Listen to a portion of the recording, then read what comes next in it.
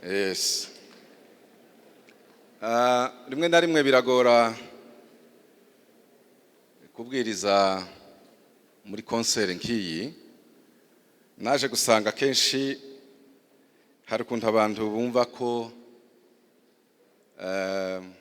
baba bakeneye kubona amatsinda atandukanye agenda anyura hano baririmba.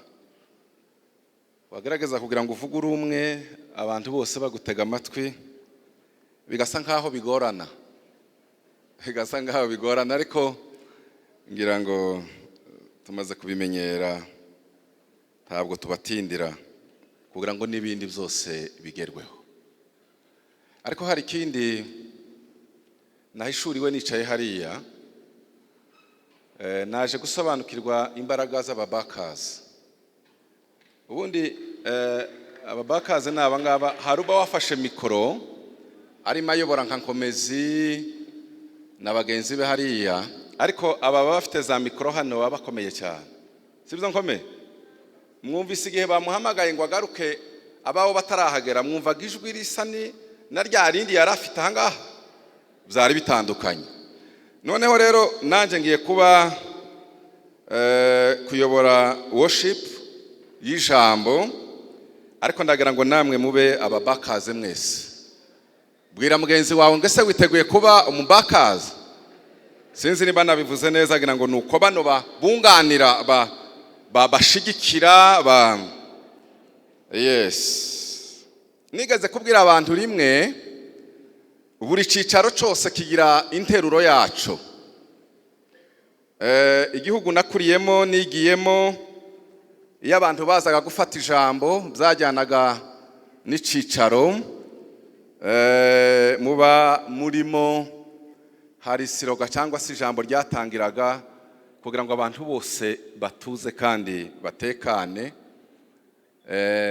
Muri icyo gihugu bavugaga ngo nyenye mwese mukagira gute, ariko iyo ntizivugwa ntiwayivuga mu rusengero. Mu rusengero bavuga gute? Bavuga ngo haleluya, abandi bose bakagira gute? Bakikiriza. Numvise rero hari abantu batarimo bikiriza, ariko ndagira ngo uyu munsi kini cicaro gitangizwa na haleluya, amen. Noneho namwe rero ndumva nkeneye ko musubiza. Uyu mwanya ni igitangaza gikomeye kubona healing itekereza gukora concert kandi yarangiza ikabishira ku munsi wa Noheli. No kuvuga ngo ni umugoroba wo kwizihiza Noheli. Hari abantu benshi baza bibwira bakaba baha Noheli amazina menshi. Ni umunsi w'amafete, ni umunsi wo gusangira, ni umunsi wo kwambara neza, ni umunsi wo gusohoka, ni umunsi wo kuza nkaha tukabyina. Ariko reka mbabwire, Noheli ntigarukira gusa mu kurya no kunywa no kwambara no gusohoka no kuririmba ngo tubyine. Noheli ifite indi sanse irenze ibyo ngibyo. Muvuge ngo amen. Mwongere cyane amen. Ndagira ngo uyu mwanya mu minota mike Imana idufashe kugira ngo buri wese asingire amenye neza Noheli niki, kandi tuje guhimbaza twese twasingiriye kandi twamenye neza ico Noheli isobanura. Abaheburayo igice ni 10 umurongo ni wa 5. Kandi ndabasaba please abazanye Bible muzugurure, n'abatazizanye mufate telefone zanyu kugira ngo ndizera ko nubwo uzuyikoresha kuri WhatsApp n'ibindi washizemo Bible, ngira ngo muri wese nje gusoma ashobora kuba yafashe iyo mirongo kugira ngo twese twumve neza ibyo tugiye gusobanura mu minota mike. Niba turi kumwe tuvuge ngo amen. Hano mu Baheburayo igice cya 10 umurongo wa 5 Bibiliya iravuga gutya ngo nico cyatumye ubwo Yesu yazaga mu isi avuga ati ibitambo n'amaturo ntiwabishatse virigire nimusome igikurikira. Nimusome cyane. Aha, ndongera kandi nsubiremo. Nico cyatumye ubwo Yesu yazaga mu isi avuga ati, ibitambo n'amaturo ntiwabishatse, virigire, nimusome igikurikira. Ahubwo wagize gute? Ahubwo waniteguriye umubiri. Bwira mugenzi wawe ngo Imana yateguriye Yesu umubiri. Icya kabiri, muri Timoteyo wa mbere igice cya 3:16 haravuga gutya ngo, naho mwugurure mwese. Umva ijambo ry'Imana uko rivuga. Riravuga ngo sugushidikanya ubwiru bw'Imana cyangwa se ubwiru bw'ubumana burakomeye cyane. Simpaye mbabona kubera aya matara nije yajeho iyo abagarukamo kugira ngo nanje mbare. Bibiliya iravuga ngo sugushidikanya ubwiru bw'ubumana bumeze gute? Musubiremo, bumeze gute? Ubwiru niki? Buriya hari ukuntu ikinyarwanda kigira amagambo nayo rimwe na rimwe akomeye. Hano iyo bivuga ngo sugushidikanya ubwiru, ariko iyo usomye mu zindi ndimi mu Gifaransa biravuga ngo le mystère cyangwa se amayobera, ikintu kitasingirwa n'ubwenge. Ni ukuvuga ngo ikintu gishe, ikintu utapfa gusingira cyane. Noneho Bibiliya ikavuga gutya, ngira ngo mwumve ubwo bwiru ubwo aribwo. Bibiliya iravuga ngo sugushidikanya ubwiru bw'ubumana burakomeye cyane. Mystère y'Imana, amayobera y'Imana arakomeye cyane. Niki? Imana kwerekanwa ifite iki? Umubiri. Imana kugira ngo igaragare ifite umubiri. Mutinda aho hantu bivuga ngo Yesu aravuga ngo Mana wanteguriye umubiri. Noneho Paulo yandikira Timoteyo umwana we yageze ahereza amabanga menshi, aramubwira ngo muri Bibiliya no mu byanditswe byose bihari hari ubwiru bukomeye butangaje.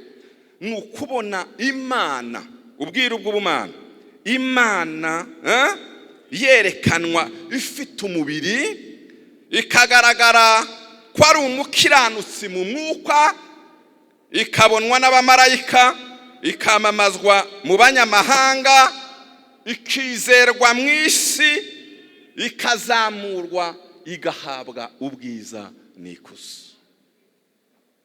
Bwira mugenzi wawe ngo ubwiru bw'Imana ni igitangaza.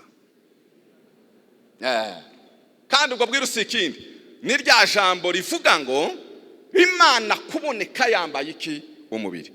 Ndagira ngo mbabwire uyu mwanya, ndasaba abasore 5 baze hano, nabaye mwarimu igihe kirekire, kugira ngo mwumve icyo ngiye kwita urugendo rutugeza kuri Noheli, kandi rwerekana impamvu Yesu ari we wenyine agakiza kabonerwamo. Mureke mbabwire, mu njiri cyangwa se mu butumwa, ikintu gikomeye kibaho, gikomeye kinini, wabwiriza abantu bose kikabayobera, ni ukubabwira ngo Yesu ni Imana. Kandi cya kabiri, ni naryo jambo rivuga ngo ukuyemo Yesu ukamwita Imana tuvuga umubiri, nta gakiza kaboneka. Biragoye kubyumva, ariko nanone utanazumvise ibyo nta gakiza wabona.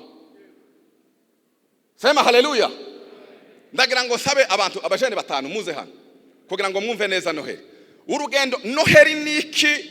Noheli yavuye he? Kugira ngo nimbuza unizihiza uzubanza usobanukirwe ngo mpimbaza Imana kubera iki. Mujye ku murongo hano abantu 5. Aba bakaze mwese muvuge ngo amen. mwese cyane amen. Aha rero niho usobanukirwa neza impamvu agakiza kacu gakomeye cyane gaturuka kure. Ntiwakizwa n'idini habe namba, wakijijwe gusa n'umubiri wa Yesu, kubera ko Yesu yambaye iki? Umubiri. Iyo atambara umubiri nta kintu na kimwe cyari gushoboka. Mwese nimba twajanye tuvuge ngo amen. Ragira rero nkurikire, wenda ndagenda nkwita izina, nawe nkwita irindi, nawe nkwita irindi. Uyu mwanya Noheri tubona uyu munsi twizihiza yaturutse kure kandi va kure. Icyambere, inkomoko yayo ya mbere ya Noheri ikomoka muri kamere y'Imana. Nimuvuge mwese ngo kamere y'Imana. Musubiremo mwese ngo kamere y'Imana. Nakubwire ko iyo kamere y'Imana tizihinduka habe namba. Uko Imana yatangiye ni kwizahora iteka ryose. Aha ngaha Bibiliya ikatwereka kamere y'Imana. Kamere y'Imana ifite byinshi, ariko uyu munsi ndavuga kimwe. Kamere y'Imana irangwa no kwera. Iyo usomye muri Yesaya igice ni cya 6 umurongo wa 3, Bibiliya iravuga ngo, umwe avuga ijwi rirenga abwira mugenzi we asingiza ati, Uwiteka Nyiringabo ameze ate? Arera, arera, arera, isi yose yuzuye icubahiro cye. Aha niho hakomoka Noheri. Uwiteka Imana Data wa twese arera. Turi kumwe? Muvuge ngo amen cyane, amen. Arera. Intambwe ya kabiri, Uwiteka arera. Wabifashe?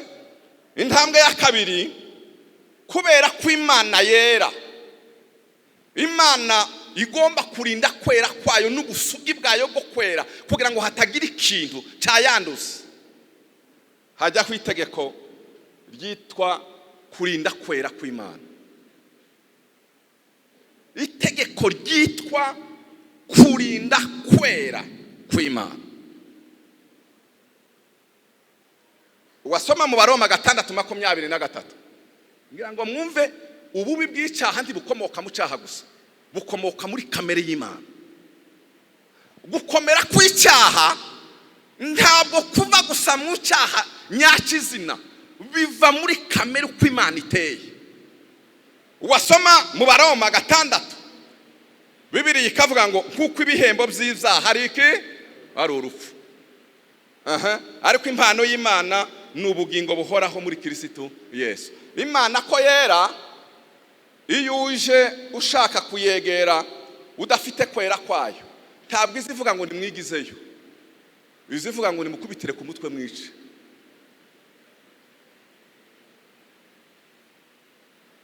Sema haleluya. Tushobora kwegera Imana. Ndashaka ngo mbereke iki kintu. Umunsi Adamu acumura na Eva, Imana yarazaga ikamusanga mu mafu ya ni munsi, buri munsi ikamuganiriza ikamubwira ngo uraho Adamu na Eva, urakomeye. Nuko yari afite kwera kw'Imana, baraganira ngo acumure buke acumuye. Imana iramwirukana imuvana muri Edeni, aha hantu hose yagotesha abakerubi bafite inkota yaka umuriro. Ntabwo bari bafite inkoni, bari bafite inkota. Ufite inkota bagamije iki? Kwica. Kugira ngo umunsi azagaruka ashaka kwegera harya baboneraga n'Imana, nta kindi, nta negotiation umukerubi agomba kumuhinguranya. Aha rero itegeko ry'Imana riravuga ngo umwanda wa mbere Imana yanga ni ikintu cyitwa icyaha. Imana yikubonyeho icyaha, ikabona icyaha ku mwana w'umuntu, ku kintu cyari cyo cyose, kubwiza ukuri nta kindi kigomba kuba kiri ku mutwe wawe, ni ugupfa. Kugira ngo numve ko twajyanye muvuge ngo amen. Ko muri urwo rugendo kwera kw'Imana kubyaye itegeko ridakuka, ikintu cyose kidafite kwera kigomba gupfa. Gatatu, noneho rero Imana igiye kwitegereza, kubera ko yakundaga umuntu, rya tegeko ribyara ikintu cyitwa igitambo. Buri igitambo cyakomotse mu kwera kw'Imana kwazanye itegeko ryo gupfa, itegeko ryo gupfa bizana igitambo. Noneho Imana yamara kubona ko esaba abantu nzagerageza guhura nabo gute, igirana alliance n'ubwoko bwa Israel. Irababwira ngo kugira ngo tuzabane namwe uko mucumuye ntimupfe, ibashiriraho ico twita umutamzi n'igitambo. Ikamubwira ngo noneho nuzazurangiza gukora icyaha, njewe kugira ngo mbabarire ntuze nuko mbona ko icyakoze icyaha cyapfuye. Umuntu akirukanka yamara gukora icyaha rero akazana intama yiwe, akazana inka, utazifite akirukanka kumusoza, akirukanka n'inyoni kugeza igihe ayifashe. Agomba kwifata ari nzima, yayizana mbere yuko ijya gupfa ikajya imbere, akamubwira ngo shiraho ikiganza cyawe, agatransfera ibyaha mu gahanga k'inyamaswa. Kwa kundi bageza barambikaho nukumubwira ngo wikoreye ibyaha byanje, ibyo nakoze byose, nari uwo gupfa, ugiye mu cyimbo cyanje, bagutema umutwe, amarasave mbeho kuko wapfuye mu mwanya wanje. Substitute. Igitambo kibaho. Udafite inka ntagira intama, akirwa yirukankana inyoni.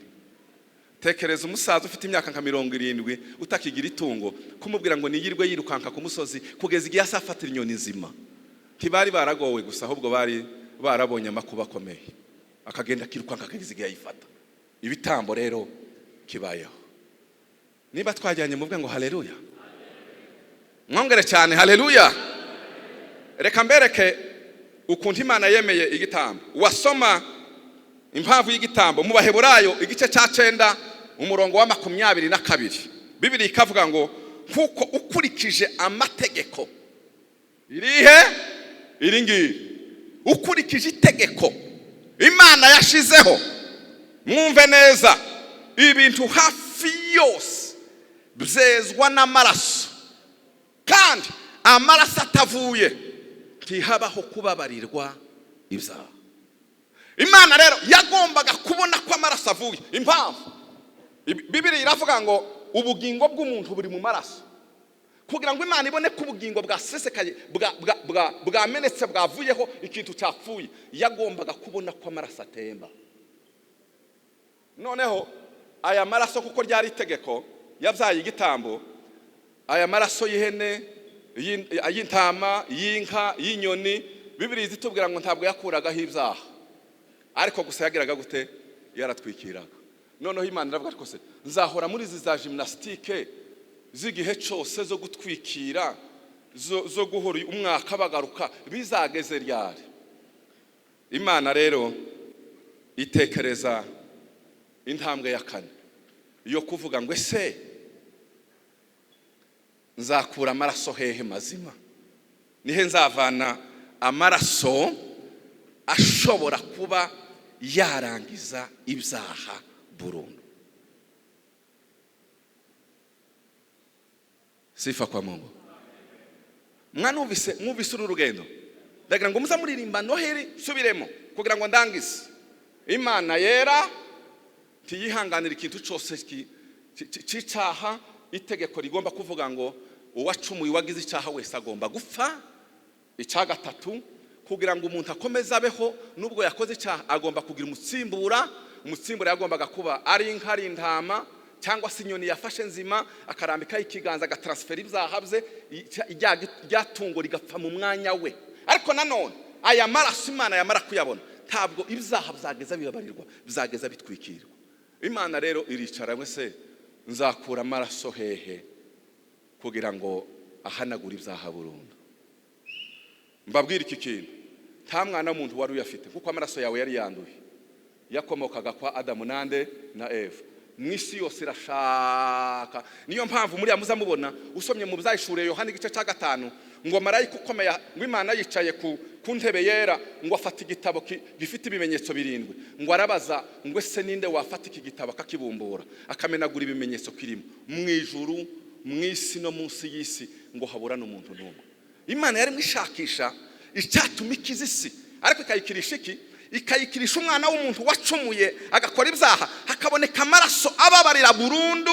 Imana ikakira umwana w'umuntu burundu, ntabwo ibyaha bihora bitwikirwa bikavanwaho. Haleluya! ayo maraso imaze kuyashaka hose yayabuze, haboneka umwana w'intama w'Imana.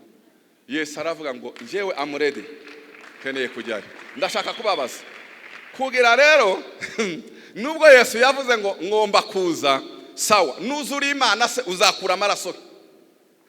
Imana se izapfa? Imana se izamena amaraso abe? Kuko Imana yagombaga kubona amaraso. Hari uwanditse aravuga ngo Imana igiye kurema isi n'ijuru n'ibiriho byose byarayoroheye. Muzibuke mwitangirira igice cya mbere, Imana yaravugaga gusa, yavuga byose bikabaho. Ariko mu kuja gucungura, Imana yatekereje za formule zose. Ikintu gitangaje, miracle gihebuje. Uyu munsi niho twaganire kuri Noheli, ngo marayika araza abwira Mariya ngo witegure, ngo kuko ngo Imana yaguhisemo kuzabyara umuntu umwitende Yesu, ngo kandi we ni uzakiza abantu ibyaha byabo. Arababaza ati se ko ndafite umugabo no byara gute? Si no byara parce que ndi umwari, simfite umugabo. Mureke mbabaza kuko imwe utaza musoma ngo mutekereze. Ubundi hari formule Imana yashizeho, nigeze kubitekerezaho ndimo bisoma. Ntabwo Imana izirema kenshi, yaremye Adamu na Eva, itanga iraprononsa, iravuga ngo mugende mwimultiplier, mubyare kuzageza igihe muzakwirisa. Ni nako Imana izigira. Habe n'imbuto Imana, la semence, imbuto yose Imana izishiramwo ikintu cyo kwimultiplier. Rero umwana w'umuntu Imana yamuhaye kwimultiplier no kubyara no kunguka bishingiye muri fecondation. Ni ukuvuga ngo hari imbuto y'umugabo n'umugore bihura bikabyara umubiri, umuntu akabaho. Nanone nimbizanye umuntu uwacumuye hakaboneka umubiri, cyari ikibazo gikomeye. Noneho Imana ibwira Mariya w'umwari, iramubwira ngo none bizagenda gute? Ati umwuka wera azakuzaho, namara kuzaho uzatwita. Gutwita no kuvuga gute? Uzabyara umwana ufite umubiri uturutse from heaven. Mbabwira iki kintu, umubiri wa Yesu tugeze ku ntambwe ya hano. Mariya araza, Imana ire mu mubiri ahandi hantu iwemera mu ijuru, irawuzana winjira muri Mariya mu buryo bw'ibitangaza, iwuplasa mu nda. Yesu aramanuka, Imana yinjira mu mubiri Imana yashize mu nda yande ya Mariya. Ngiyo Noheli. Muvuge ngo haleluya. Mwongere cyane haleluya. Noheli ni umubiri Imana yaremye wari warategerejwe igihe kirekire ntiwaboneka. Umunsi wa Noheli Imana ibona umubiri muzima udafite agasembwa kanduye, umubiri uzagomba kuva amaraso yo kwiza ibyaha byose. Iwushira muri inde, irawumanura iwushira muri Mariya. Imaze kugera muri Mariya, Yesu aramanuka wicaramo, agira amezi 9 ngo aje kubyara. Abyara umwana ufite umubiri w'umwihariko udasa n'undi mubiri wose kwisi numwe. Niwo munsi Yesu yavutse afite umubiri ugomba kuzatanga amaraso ababarira ibyaha byose. Bwira mugenzi wawe ngo ngiyo Noheli. Ko mutavuga, mubwira ngo ngiyo Noheli. Ongera cyane, ngiyo Noheli. Noneho rero mu mezi 9 ari mu nda, ndagira ngo mwumve neza, sinshaka gusoma mu Baheburayo. Bibiliya iravuga ngo, Yesu aravuga ngo nicyo cyatumye ninjira hera cyane. Ntabwo nigeze ninjizwa hera n'amaraso y'ihene n'amaraso y'amafizi, ngo ninjizwa hera cyane n'amaraso y'umubiri wanjye, wa mubiri wamanutse umunsi wa Noheli. Milele na milele Yesu ahimidiwe. Wa mubiri wamanutse ngo ninjiza amaraso yanje, ngo ashitsa yaminjagira imbere y'intebe y'Imana. Imana ngo yitegereze, iramubwira ngo atandukanye n'andi maraso naringize igihe kirekire, ngo asohokemo, asohokanamo gucungurwa kwiteka. Mbabwira iki kintu, iyo Noheli tabaho ngo umubiri uboneke, nta gucungurwa na kumwe twari kugira. Twacunguwe kubera iki?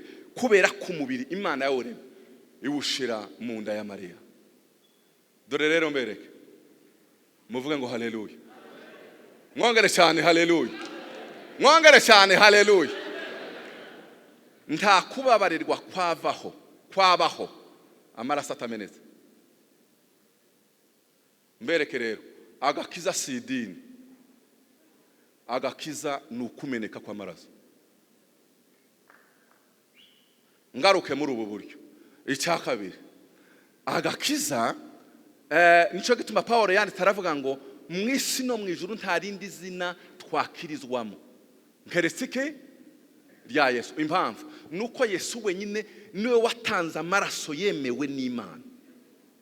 Noneho rero Yesu amaze gutanga amaraso yemewe n'Imana, ngewe kugira ngo nkizwe Imana inemere, hari umuntu watanze amaraso ikiguzi gikwiriye. Dore agakiza naka ntabwo ari ukuvuga ngo sinakoze ibyaha, sinibye, sinishe, si ukugira gute. Ni ukwemera amaraso Imana yemeye, ukaza ukayaja munsi akagutwikira. Yagutwikira Imana yakwitegereza ikakubonaho gukiranuka kutarigeze ukora iki icyaha. Agakiza ni uko Imana ikubonaho amaraso yande ya Yesu. Baza mugenzi wawe ngo se ayo maraso yoba ari hejuru yawe? Muvuge ngo haleluya. Ngiye kuririmba indirimbo ivuga gutya ngo Uwiteka mucamanza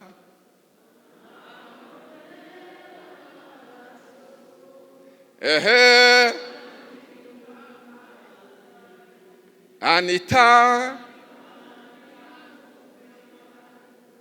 mwaririmbye mwese ngwino hano baririmba Uwiteka mucamanza ambonye ntaciru rubanza rubi anyitukira. Banza urekeraho. Bibiliya yavuze ngo Uwiteka mucamanza ambonyeho amaraso. Yigeze avuga ngo atambonyeho icyaha? Ibyaha birahari, wakoze ibyaha, icyo cyo kibazo kuko umwana w'umuntu wese yakoze ibyaha. Ariko reka dore kiza gihindura ibintu. Nyuma yo gukora ibyaha, iyo akubonyeho amaraso ya Yesu, yavuye muri wa mubiri wabonetse kuri Noheli, umubiri watanze amaraso arutuwa amafizi n'inyoni zose n'ibibaho zose. Iyo akubonyeho ayo maraso akwitiki. Erega tuzaja mu ijuru gusa suko tutaba twarakoze ibyaha, nuko twemeye ko amaraso yavuye mu kuri Noheli gusa. Inza ndeba abantu bapfa amadini ngo uyu yavuye muri iri dini, uyu yagize gute. Idini ni rimwe gusa rizajana abantu mu ijuru, ni idini ryitwa gutikirirwa n'amaraso ya Yesu yavuye mu mubiri wabonetse rimwe gusa. Ni bande bishimiye ayo maraso yabonetse mu mubiri wo kuri Noheli? Oh, haleluya! Milele na milele Yesu ahimidiwe. Alaba! Ndashaka kugira ngo numve abantu bishimiye amaraso yavuye mu mubiri wabonetse kuri Noheli.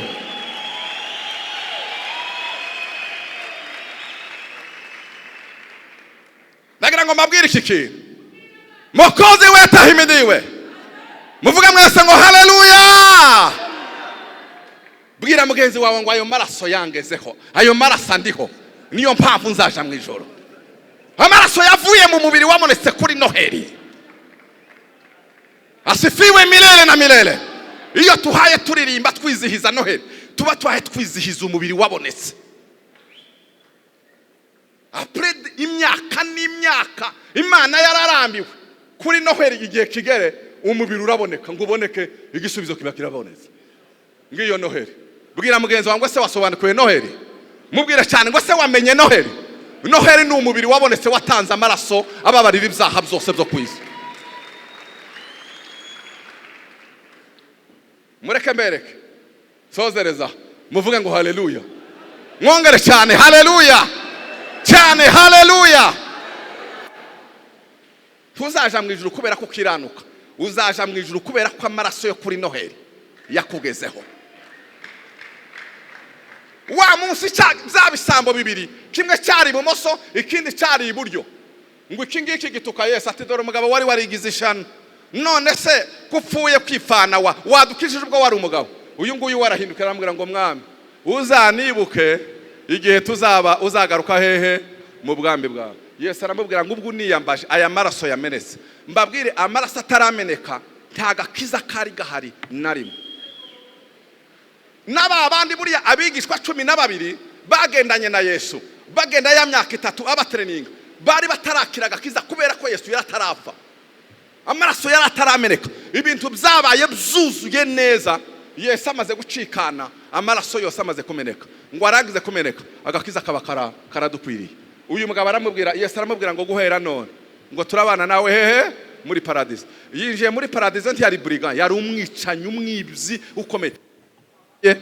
Yakiriye amaraso, niwe wa mbere wakiriye amaraso, wabaye umuganura, wakiriye amaraso yavuye mu rubavu rwa Yesu mu mubiri wabonetse kuri Noheli, kandi niwe wa mbere Yesu yinjiranye muri paradizo. N'abandi bera bose twebwe tuzagenda dukurikira. Noheli none ni iki?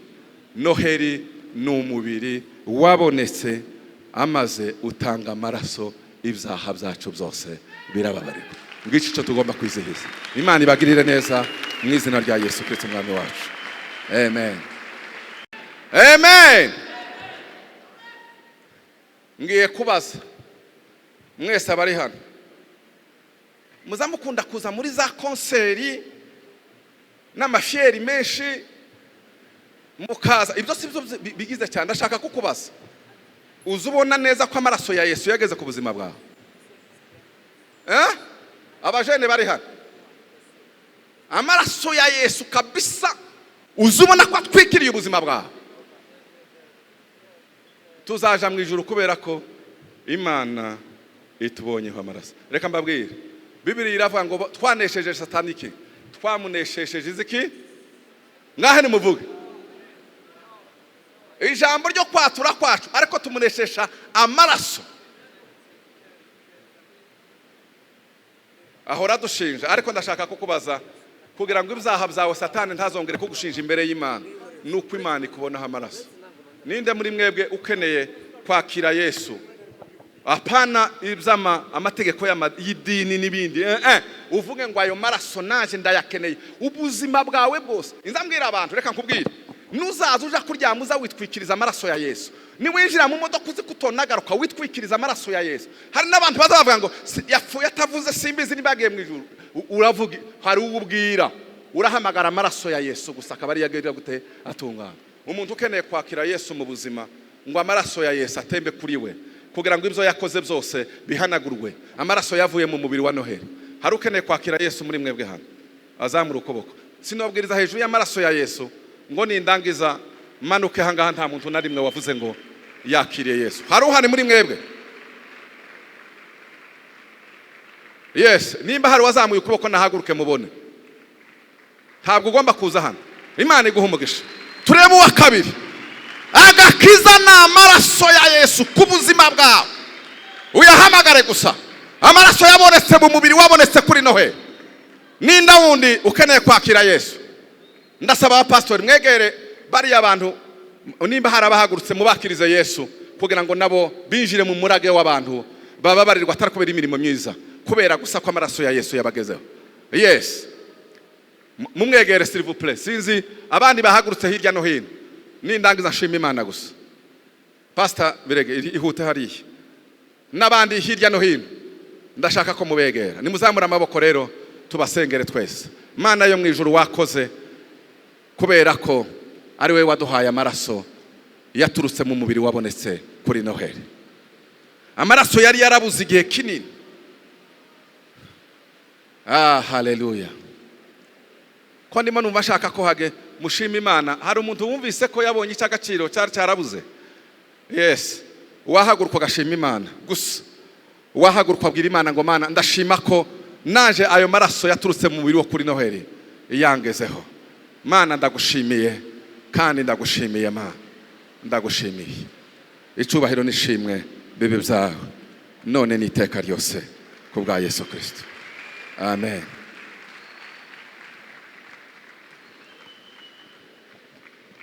Murakoze, Imana ibagirire neza, muhe Imana amashi menshi cyane. Merci.